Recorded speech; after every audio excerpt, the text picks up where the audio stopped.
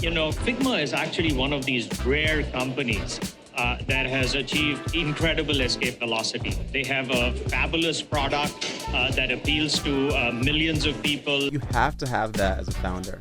You have to, right? You have to, but you have to balance it as well, right? You have to make progress with perfection, and you have to create a balance between that. You have one person that gets on it, right? But then they have a team of people they're working with. And now it's 3 people. And then it expands and expands and expands and have these huge network effects. It shows the fact that design really matters. In fact, you could argue design is table stakes. And the collaborative nature of Figma really speaks to the way that this younger generation of product designers like to work. But the unique thing about Dylan Field in comparison to Steve Jobs or Mark Zuckerberg is that he actually acted in TV commercials as a kid. If you remember eToys.com or Windows XP, he was the kid in those commercials. So I think that might be, him being on sets and stuff, that might be where that start of his creative career started planting those seeds in his mind. Hey everybody, welcome back to the Design Should Be Fun podcast. I'm your co-host Dayton. And I'm Ayush. And we're filming this on a Friday. I hope everyone's having a great Friday wherever or whenever you're listening to this. We've got a special treat here. We are doing the founding story of Figma, starting with talking about the co-founder Dylan Field, his co-founder, and just telling the story. This company is the most important company of our generation as designers. Yeah. We use it every day for almost every single thing we do as designers. So we kind of wanted just to dig deep into the past and see how they came to be. Okay. So we're going to start way back when, back to the 1990s, where Dylan Field was born in Penn Grove, California. His journey into tech started with his mother and father. His parents were working class. His dad was a respiratory therapist. His mother was a school teacher. But Dylan Field's first love was actually math, which seems to be a pretty common thread here with these tech entrepreneurs. Even Steve Jobs, to be a great visionary, was obsessed with math at an early age, right?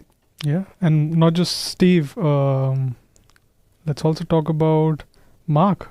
Mark also has some exceptional capabilities in terms of mathematical thinking, and he had a similar path where he used to love the subject math, and he was highly logical.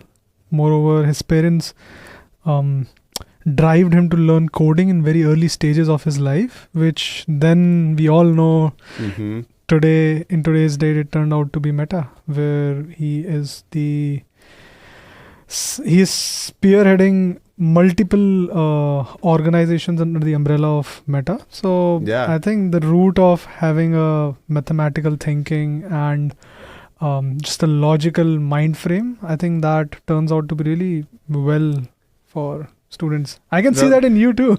Well, sure, math at an early age, but math now, no. I'd forget about math.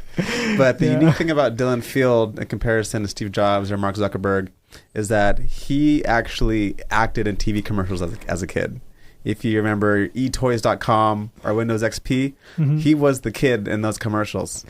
So I think that might be, him being on sets and stuff, that might be where that start of his creative career started planting those seeds in his mind. That feeling of collaboration and what Figma is today, it's basically, if we have to drill it down to nutshell, is just the most effective design collaboration tool that there is currently for our generation. So the seeds have been bored here. That's amazing. Yeah. Totally. And then moving forward from his early childhood to high school, he gets into robotics. He's doing competitions for robotics, and he starts to get into his first elements of creative coding. He starts making websites for his friends in high school. And that's when he found this was a very strong conviction for him to blend design and technology. And that's what he decided to do as he moved on to Brown University. Yeah. And Brown University is a big deal. It's one of the Ivy Leagues, and I applied for Brown.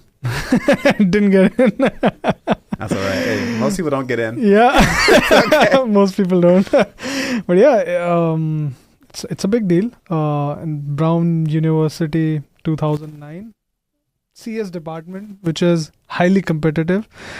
And this was the time when Facebook was taking place, right?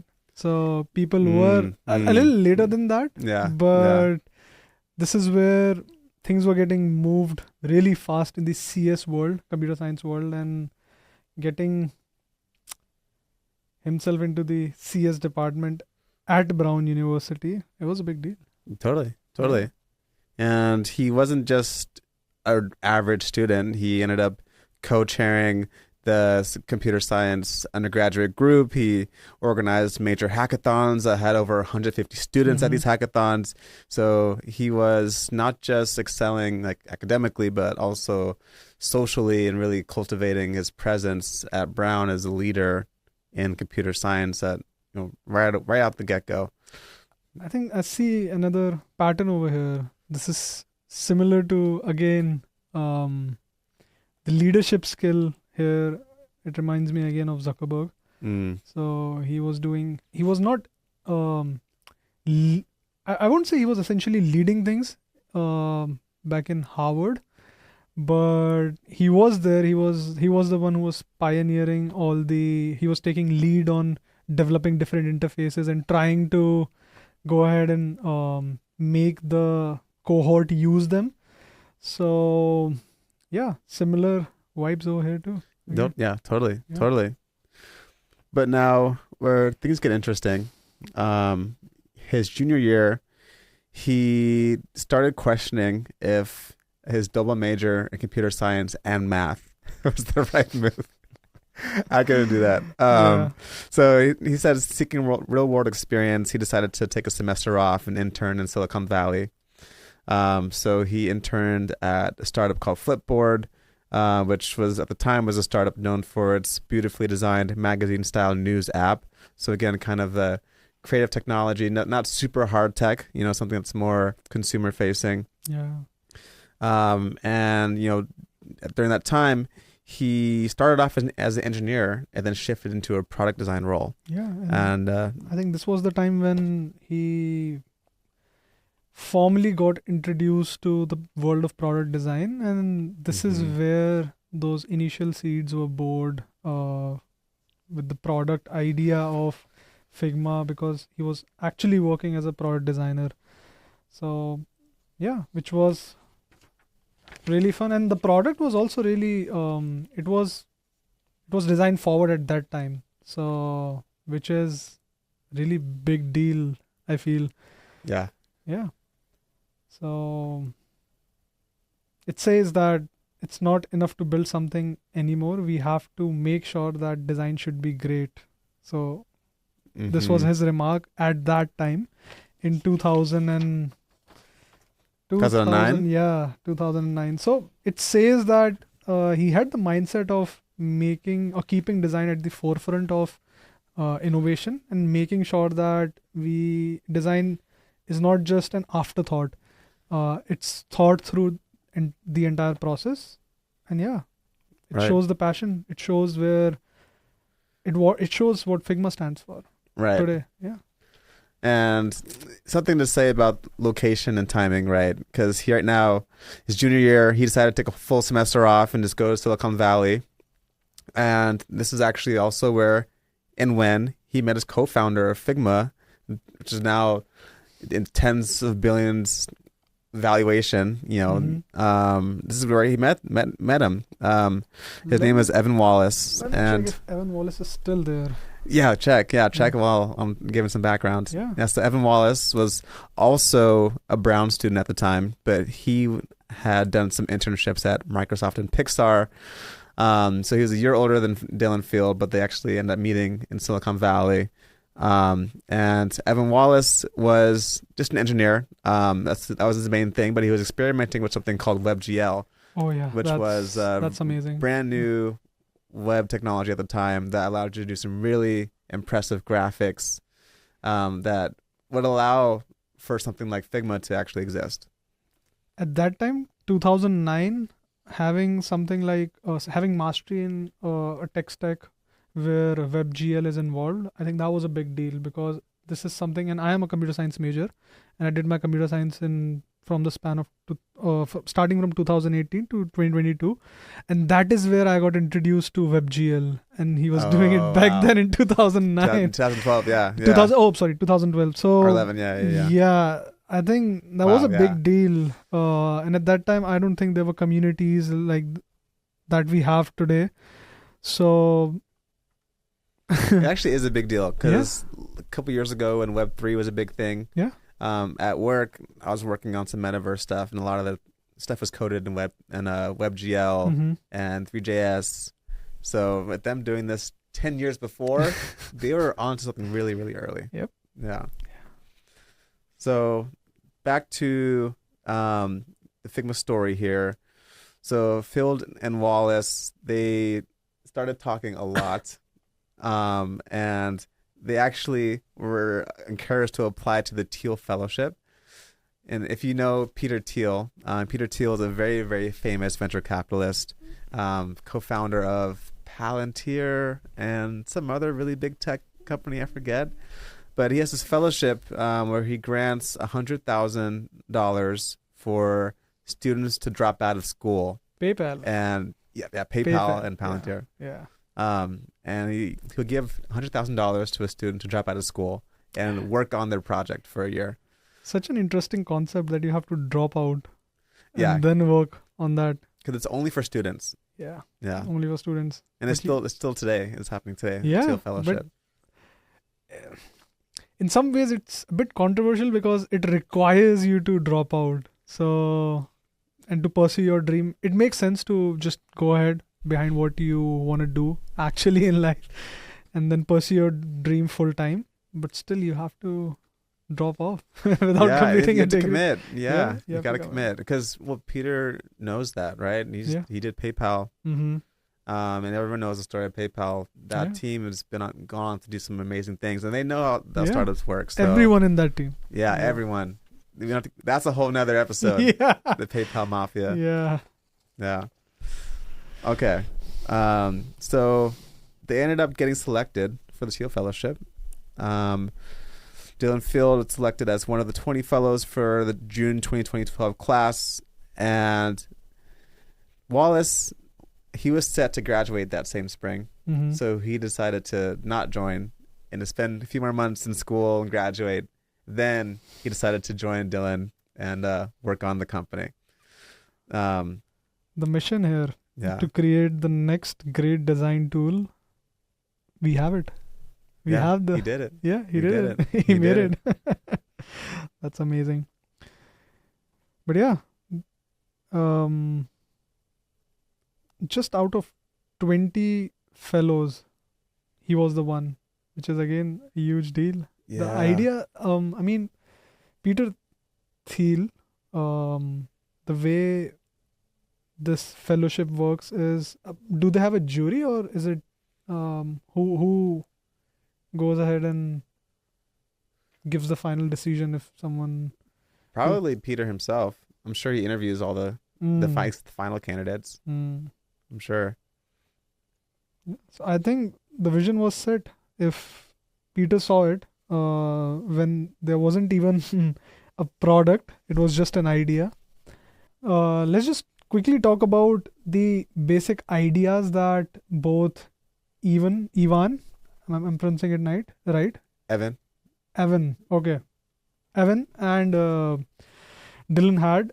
It was completely based on just reimagining how designers interact on a plane and how they can collaborate. So they essentially wanted to make a platform where designers can come together and they can collaborate seamlessly, working from anywhere and on any device. where they can work simultaneously, which was a huge commitment at that time. People haven't seen anything other than the games of that time who were able to achieve that collaboration in a Right. single time.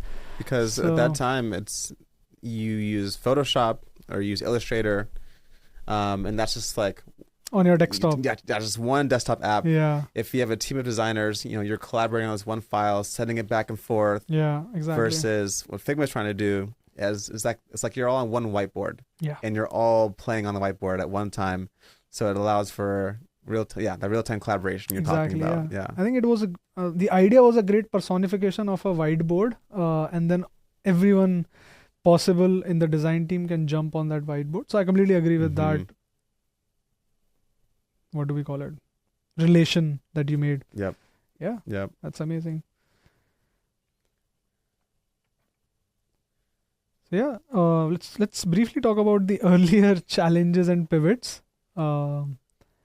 So go for it. Sure. Yeah. So for set up the timeline here, they joined the Teal Fellowship in 2012. 12. Yeah. 2013, they actually started to work on the actual idea of Figma. And then the first beta wouldn't launch until 2 years later, until 2015. Yeah. And at this time in 2015, Dylan Field was only 20 years old. So a lot of he's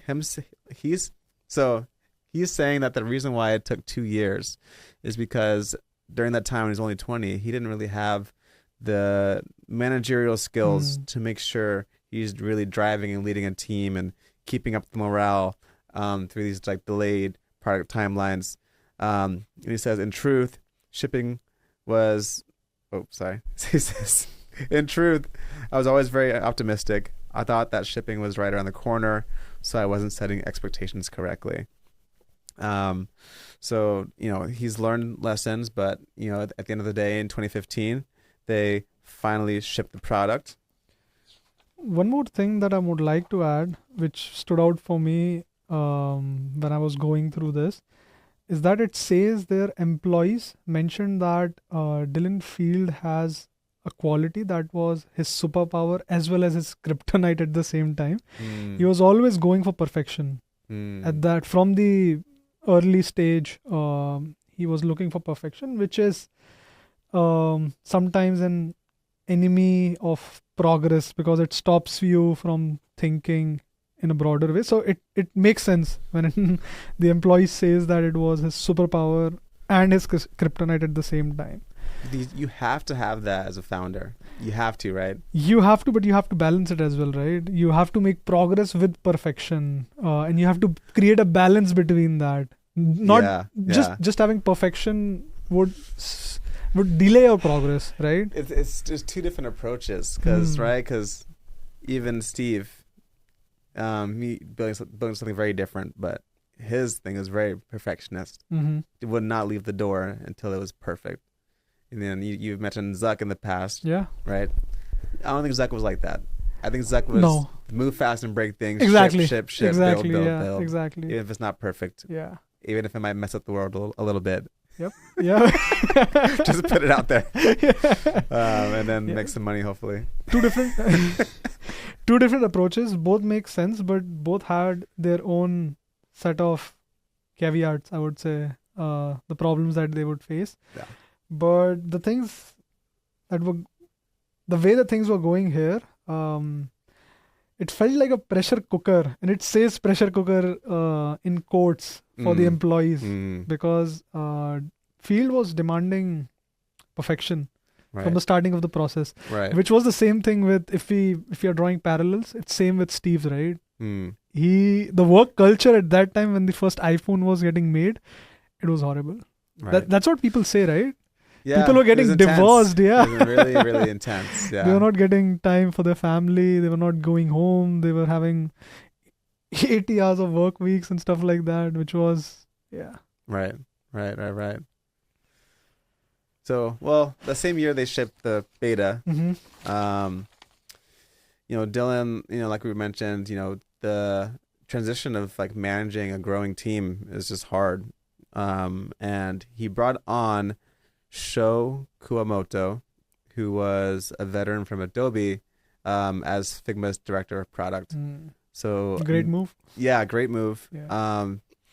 Dylan was a rookie CEO, and she came in and really helped things become better from a very high level, managing effectively, and establishing trust within his team. And even became a mentor to Dylan Field and helping him grow as a CEO. Now, Sho Kuwamoto isn't someone I'm too familiar with. I think someone to maybe look up later on. Yeah. But yeah, curious to see what her impact was. Maybe there'll be a little bit more here.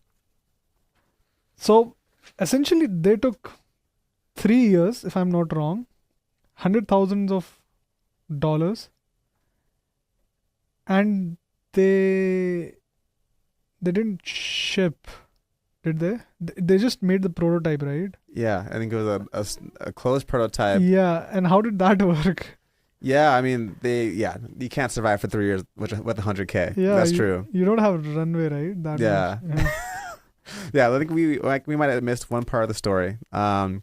So I guess in 2013, a year after, or 2 years after he got the Teal Fellowship, Dylan Field was able to secure a $3.8 million seed round led by Index Ventures and Greylock, which is actually pretty big. They had no revenue. They were going after a huge giant like Adobe, who had the big lock on design software for the Monopoly, last 3 decades. They had the monopoly. But I guess Dylan's vision was so compelling that he was actually able to raise millions of dollars, being pretty much a first-time founder as well. But and they were, at the end, they were successful, right? But how was it possible? Because Adobe was a giant. They had all the resources possible in this world to just replicate the idea that Dylan had, and in the best way possible and faster than him because of the resources and the talent that Adobe has. Why didn't it work out? Do you have any opinions on that? Do you have any what's your take on it? Why didn't it work out? Because maybe I personally feel that it's just a lot of things going on for Adobe. They had a lot of products and they wanted to make the most out of what was happening in this space, but they were distracted.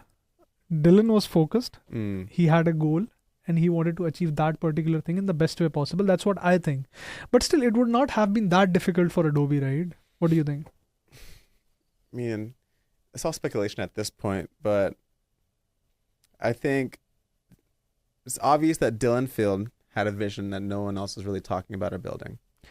And probably including the team at Adobe. They probably just weren't thinking that way. But how? Because when he was raising funds, when he was gathering or capturing more users, it was pretty evident, right, on what basis those users were getting into the umbrella of Figma, as in using Figma. I think that this is something that would have been seen by Adobe's team, and they tried to make a platform called Adobe XD and stuff like that, but it was not able to much later too, for sure. But they were not able to catch up to Figma, right, with all the resources in the world. Yeah, that's a good question. I wonder why. Yeah, I wonder who didn't speak up or who shot the idea down to try to build something similar. Yeah, because there's no way they went around, saw them raising money and growing and didn't really do anything about it. It is interesting. Pretty strange though. Yeah We will be covering the topic where Adobe tried to buy Figma and it was a whooping $20 billion acquisition. But we'll get to that. Yeah, we'll get there. Yeah. And I guess staying on the investment side, just to know how they're funded still. 2015, just a few months after they launched the beta. Really, it all goes back to the vision again. They're still not making any money. they're not making any money. They're not near profitability at all. Yeah, but then they're able to raise a $14 million Series A that winter. And that was led by an investor named John Lilly. And John Lilly is someone that's always talked very highly about Dylan Field's vision. So I think it really goes down to how Dylan really pitched this idea. Yeah. And was really positioning himself as a pioneer for design tools. I think that's what matters, right? At the end of the day, if someone has the vision and they are able to convince people, and at the end of the day, it came across as a product which revolutionized everything, right? We all are using it. We all have it on our doc, Figma, and it's an amazing tool. So yeah, makes sense. Okay. Whew. So now that Figma has launched their first beta, are we talking about closed beta? that's the next thing they launched. Oh, okay. Is their closed beta, where they actually started to invite users and design teams of startups to get a first taste of Cloud-based design tool. Yes. Nice. And the reaction was very well from all the designers. It was, but they had some critiques as well, because there was some designers who didn't like the fact of showing their work or someone looking on their shoulders while they were working. As in, this was a problem that when you're starting something, you have an empty canvas, right? And you don't want people to just look at you while you're working on that. So some designers felt that, which was something that stood out for me. But man, you gotta design with confidence. You can't care. You can't care who's looking. Yeah, exactly. That's how we are thinking right now. But back then, they were in their mind frame, right? They had a process where they would be designing, then they would be taking reviews to people, and it was not collaborative. It was one person working at one part of the design. That's how things were before. That's how Fair enough. Yeah, that's how I feel. That's why I feel Figma just revolutionized this field, because collaboration was at the center of it, right? Yeah. That's what field wanted from the starting of itself, and that's what brings to more, or gives birth to more creative ideas, I feel. So I think Figma just gave, I would like to put it that way, Figma gave designers a second life, to be honest, the way this tool is. I remember an instance from my early days in design. I was using Adobe XD because I love the credibility of Adobe. It came with the Creative Cloud. Exactly, yeah. So I was using, and it was free. It was completely free. You don't have to buy, and that's what says about Adobe, right? They were trying to push it as much as possible. They were making the tool free. It was true. Well, yeah, because Figma was free too. Yeah. So they had to match the price. Exactly. Yeah. So just making it free, just making it available to as many people as possible. And there were no and when I started, there were no tiers for it. Everything was free. You can do whatever you want. Everything, yeah. Exactly. But I remember my mentor, Mr. Shwed, Mr. Ayush, shout out to Shwed Bhaiya. He started using Figma. And there was a project in my undergrad where we needed a lot of collaboration, and we needed people to continuously work side by side and to compare work and see which one is best and stuff like that. And at that time, Shwed Bhaiya just invited me to... He sent me a Figma invite. And at that time, Figma was free, completely free. Right. So... Right. And it was... The interface was so similar. They had both sides, the panel here on the left for the layers. The right side was the toolbar, and the interface was almost similar. So there was very minimal learning curve for me. But there was a huge difference in performance. In terms of collaboration, I was able to see... in collaboration. Yeah, exactly. Yeah. For starting, now we don't appreciate it, but in the starting I think we still do. I mean, it's not that visible. It has become a part of our work style. It's more normal. Yeah, for sure. exactly. Yeah. It's the standard. Yeah, but seeing those multiple cursors doing things at the same time, it was magical at that time for me to just, for the very first time when I went through it. And it speeds up your work. You don't have to be on calls while doing collaborative work and stuff like that. You can visually see. And there were so many ways to communicate it. They had their backward slash. It is a backward slash where you can just chat it on the interface itself. It gives you a word cloud. So yeah. What were you saying? I was going to say that's a big lever into why remote work is successful now. Exactly, too. yeah. Because you can actually collaborate and not just have to pass emails and pass files back and forth. Yeah. Let me ask you a question. Can you imagine working on a project remotely without using Figma on a design project right now? No. That's what Dylan did, right? Irreplaceable. It is. Yeah, it actually is. Yeah. And so many softwares, though it be no-code tools like Framer or Webflow, they copied this whole collaboration thing, right? In fact, I'm not sure if Adobe also tried to collaborate. Adobe also tried to use this and leverage this, but if at all they did, they were not successful at the end of the day, because a huge market, a huge amount of designers were already using Figma. And yeah, similar to my story, people were impressed by the collaboration functionality and they moved to Figma after using Adobe XD. So yeah, I did. In fact, I taught people, or I taught students how to use Adobe XD. And then I had to write an email after some months that maybe try switching out to Figma. I took workshop for Adobe XD. Oh wow! I wrote an email that maybe I did.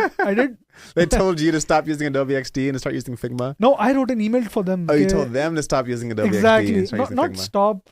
I just emailed them that you should try the software as well. Oh, okay. This is bonkers. This is really good. And it's really helpful for collaboration. Yeah. So, yeah.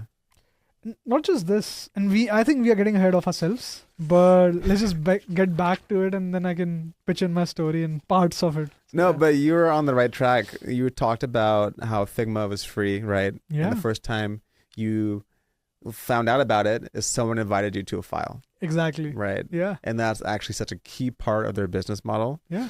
It allowed them to have this really viral effect to where you have one customer, right? You have one person that gets on it, right? But then they have a team of people they're working with. So now it's 3 people, and then it expands and expands and expands and have these huge network effects. Yeah. And that's what really allowed them to grow quickly and start to surpass competitors like Sketch or InVision that were also trying to compete with Adobe. I remember so you're Sketch right. You're spot on then. Yeah, I remember Sketch was also huge at that time for Mac users. Right. But it was just Mac users. It was only Mac, and that's the... Which was a strange thing, right? Because I don't think Mac had the... I mean, majority of... Yeah, I'm not sure about that. People... In India, it was... majority of the people were using Windows products. So, in India, there was no... Now, Mac is taking more prominence in the market. But at that time, in 2017 to 2020, when I was there, I don't think... I was also using a Windows laptop. So, yeah, I wasn't able to use Sketch. So, that was a strange tactic. It should have launched at that time. But all the big organizations, like when I talked to designers at... When I talk to designers at Amazon, Amex, American Express, or in fact,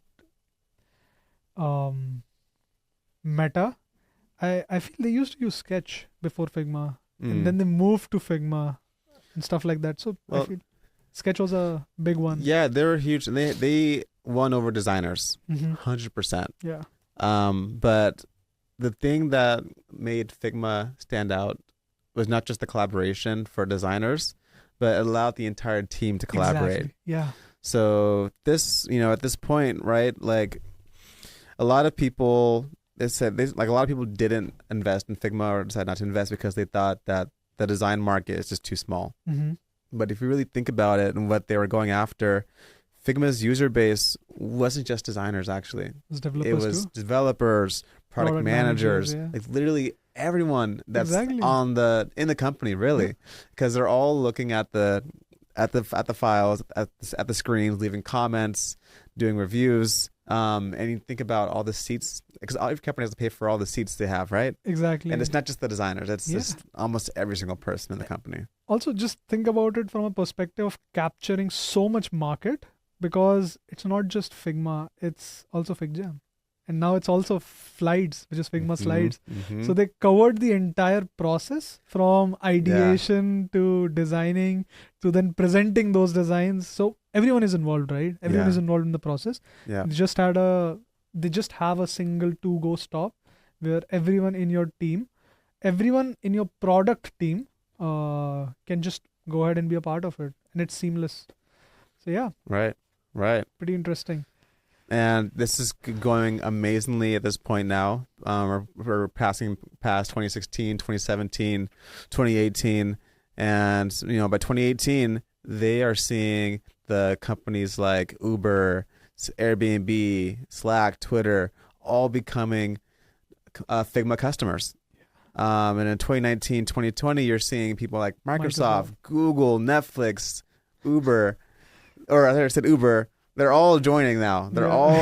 Every single tech company is using Figma. They're no longer using Adobe for designing their products. They're no longer using Sketch. It's all Figma. And then COVID happened. And then COVID happened. Yeah. And it's perfect timing. Exactly. Yeah. They are all onboarded onto this really collaborative online tool that's cloud-based. This is where I So it joined works Figma. out. Yeah. Yeah, that's when I joined too, actually. 2020, Or 2019. 2019. Yeah, right 2020. before Figma. Right before COVID. yeah. Yeah. I joined when the COVID started. That's Yeah. where we had to use the collaborative nature of Figma because we were not working on site. So it was really difficult to manage that collaboration, and we just spiked the signups and usage of Figma in all the ways possible. So not just different organizations, now individuals were also using Figma by taking inspirations obviously from the organizations and the beautiful nature of collaboration that Figma has. Yeah. So yeah, Yeah. that's amazing. Yeah. And during this time, as in COVID times, there weren't that many tools that were like well prepared for online collaboration. So we didn't only see engineers and product people getting on board. We also saw people from the marketing side coming onto Figma, and just like their growth just exploded, right? Exactly. Yeah. And so much so that the company started raising more money, a $10 billion round from private equity. 10 billion. B for billion. I need to go back. What was the last round they raised? I think it was like It was 11 million, and then they jumped to 10 billion. Oh my gosh. That's No. We skipped one. we skipped one. Yeah, we skipped one. That's a big jump. 400 million. 14 million Series A in 2015, and then 400 million in 2017. 17. Yeah. Okay, yeah. So yeah, not that. Well, that's still a really big jump, Yeah. but 400 million to 10 billion. That's a Mhm. huge jump. and I think it's because the demand of remote work, Yeah. and this was the main tool for that. And from there, they once things came back around, I mean, like the health of people came back around. Yeah. No more coronavirus, is when they started doing config. Right, they Yeah. started really engaging the When was the community. When was the first config? Let me see. Yeah, they started really engaging the community and not just being a tool for remote collaboration, but being a hub for what's next in the world of design.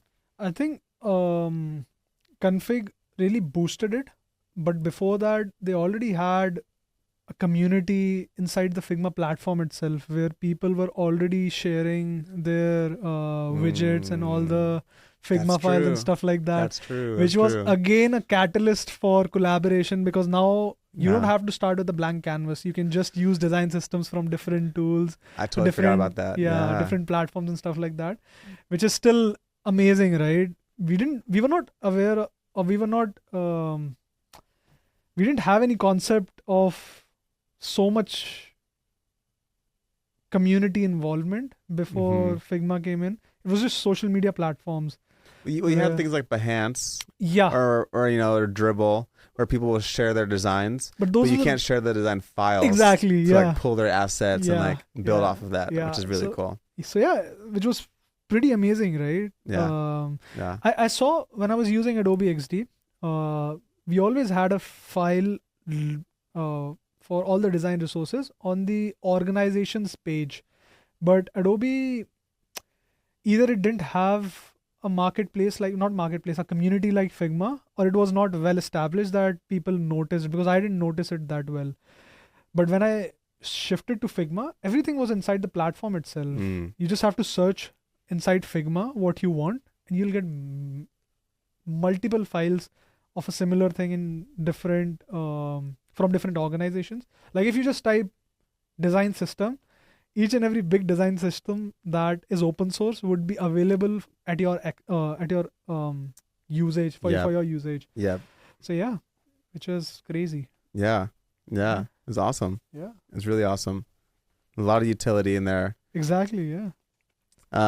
So, continuing on right at the exit of COVID 2022, this is when they had surpassed 4 million daily active users and were the dominant design company and officially considered a unicorn in the startup community. Dylan Field is now 30 years old. We talked about him being 20 at the when they first did their first beta. And at this point, Figma is on its way to maybe do an IPO or whatever it is. They're growing and continuing to grow. But then a surprise comes in September 2022. I think we all, were surprised by this news. Yeah. Adobe attempts to acquire Figma for $20 billion.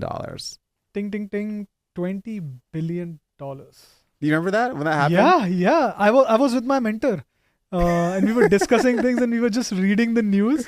I was in Bangalore. Bangalore is a city in India, in Karnataka, and I was just visiting my mentor, Shohit Mishra, and we were reading the news that Figma was getting acquired by Adobe, and it was our feeds as designers were flooded with memes. Yeah, it was absolutely insane. Yeah, it was really hilarious. It was fun. It was but we were kind of sad because we didn't knew where the trajectory of Figma would be going, because we all have used Adobe XD, right? Sorry, why are we laughing right when we say Adobe XD?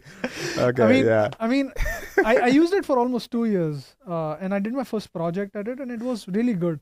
But in comparison to Figma was a different beast. Figma is a different beast, and Adobe XD getting obsolete is because Figma was so proficient at what it was doing and the vision of field, which was amazing.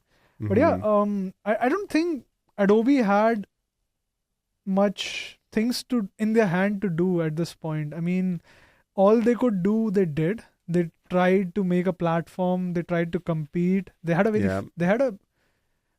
I won't say they had a fair fight, but they fought their way in. They tried everything. They also tried. They built a fair product. Yeah, it was really good. Yeah. I used it, but some of the features like collaboration and the community, it was much better when we talk about Figma. Yeah. So, yeah. At the end of the day, we don't have Adobe XD right now. Do we? It still exists, I'm pretty sure. Still exists? I think so. Okay. How many people are using it? I don't know. 70, 80? Maybe. 1,000, 70,000.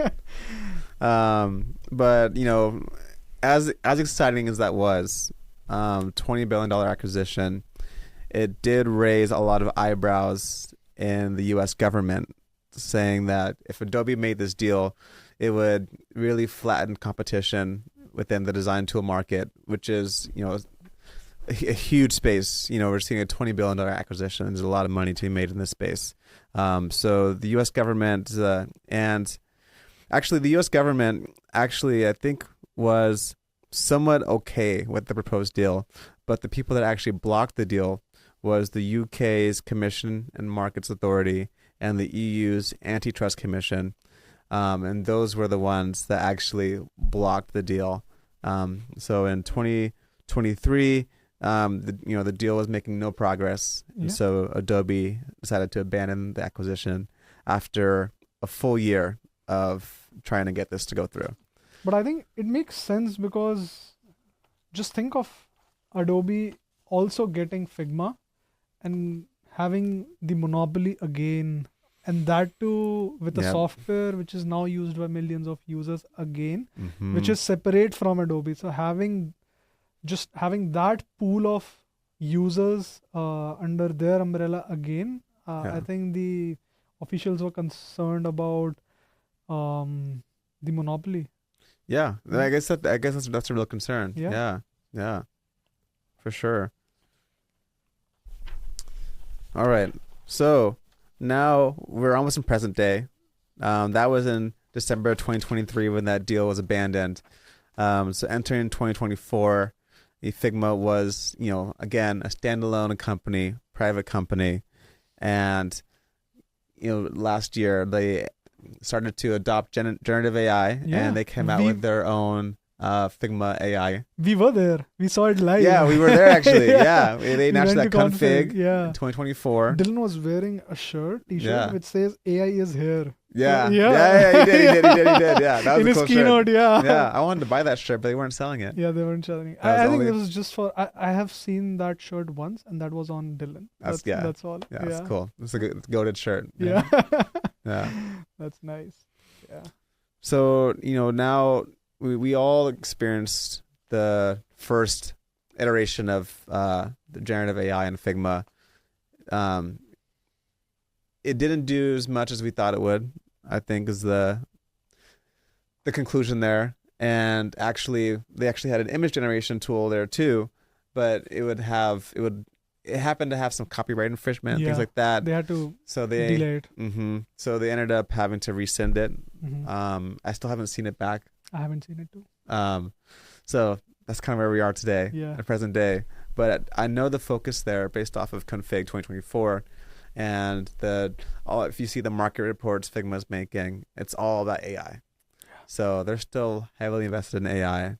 I'm very, very, very excited to see what they come out with. Yeah, exactly. I feel there were some really good usages or some really good examples of how Figma implemented AI, and which was then adopted by multiple different platforms as well. I want to give an example of FigJam. It does a great job for sorting out. We didn't even touch on FigJam. We didn't even touch. Yeah. FigJam. I think I would love to talk about some small nuances.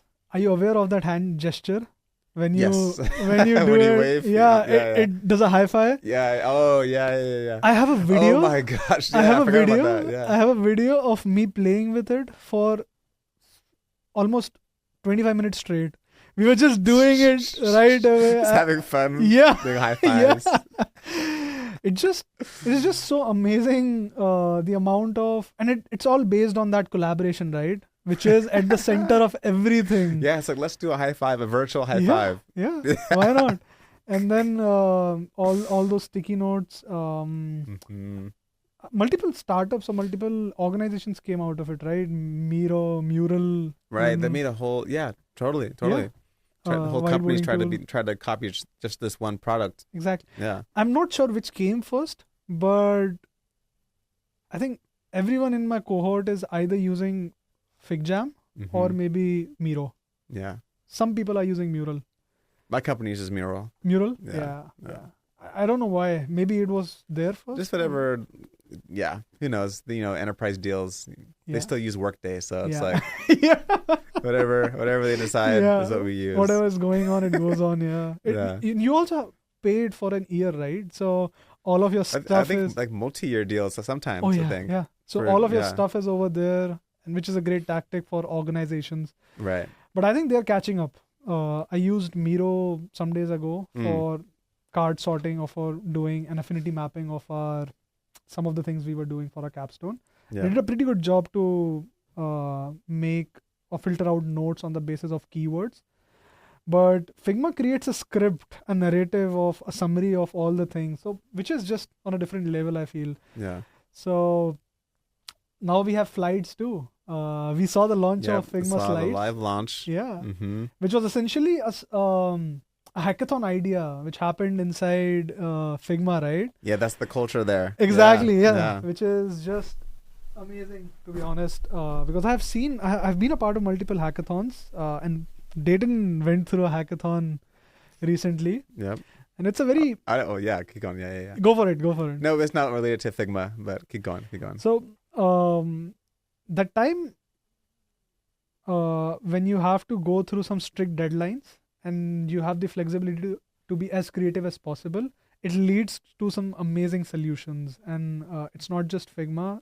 There are multiple examples of product and product iterations that came out of hackathon style. And one of them that I would love to give shout out to was also GoFundMe profiles, which was something I'm not particularly sure. I interned at GoFundMe, just to give you a bit context. I interned at GoFundMe this summer, but there were multiple ideas from their hackathon, and I feel one of them that touched a little bit on was GoFundMe profiles, which is again a great way to see your fundraisers and to show how things are going. And this was a part of the incubation team. They were working on it, and huge shout out to designers. They're amazing designers. It's an amazing design culture. Mm-hmm. And I feel not just Figma, the hackathon pattern has been used in multiple organizations. Yeah, and that's how Gmail was created, I'm pretty sure. Too. Gmail was in 2005, bro. No, I mean, the product Gmail was through a hackathon. Gmail was 2005. I thought you talked about the culture of a hackathon creating products. No, I talked about it. And I was saying Gmail as an example. Gmail was introduced in 2005. But it was Google hackathon, and Gmail was sure. born out of that, I thought. I'm not pretty... Okay, we'll cut this out. We'll cut that out. We'll cut that out. Gmail... Don't worry about it. Let's just fact check it. Gmail... Pretty sure. Release date 2004, bro. No, I was talking about, you said that you were talking about FigJam or Figma slides being born out of a hackathon. Yeah. And that being part of the culture. And I was saying that Gmail was the same thing, where they were born out of a hackathon. Were there hackathons in 2004? Yeah. Were there? Dude, yeah. The internet was just taking place and stuff like that. Hackathons were more an in-person thing. They became remote. No. Okay. I got introduced to the concept of hackathons in COVID. And before COVID, I mean 2019. They've always been around. Oh, okay. For sure. Oh, yeah. okay. Yeah. Okay. I mean, yeah. That might be my bad. Yeah. You're good. Yeah. Let's look at that. Let's look at that part. That's okay. Yeah. Okay. I think we'll end with some of these last notes about changing the way designers do their jobs. Yeah. Okay. So it has been amazing. In fact, Dayton recently did a hackathon, and would love to know more about it. But that's another conversation for a different day. Yeah, I mean, but going on about culture, Dylan Field is still like the leader of this company, and his whole thing is, we've seen him talk about this live, is really changing the way designers work for the better. Mm-hmm. It was making it more collaborative with the cloud native approach. And now I think it's going to be about an AI native approach and changing the way designers can work more efficiently and make better experiences through leveraging AI. So everyone, this was our quick retelling of the founding story of Figma and some background on Dylan Field. And the story is still yet to be written. And the story, oh my gosh. Go for it. So, thank you. So, oh my God. Let's take it from top again. Yeah. So, Yeah, so culture at Figma is a huge thing, and Dylan Field is still The leader, and he is leading this company. And the first conviction he had was changing the way designers work by making it more collaborative through this cloud native approach. And now we see through the way he's talking and making it a more AI native approach and changing the way designers work with AI. Yeah. So the story for Figma is yet to be finished. It's still being written. But it's a great example of how a vision drives a product. From the starting, the vision had collaboration in it. It had a seamless approach to make sure that each and every system was able to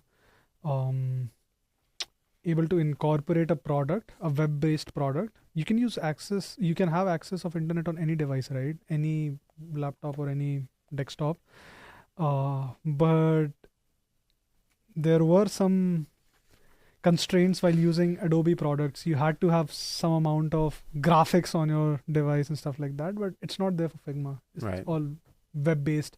So that seamless approach and that vision, I think that is what we would like to take away from this episode, our first episode of narrating a story.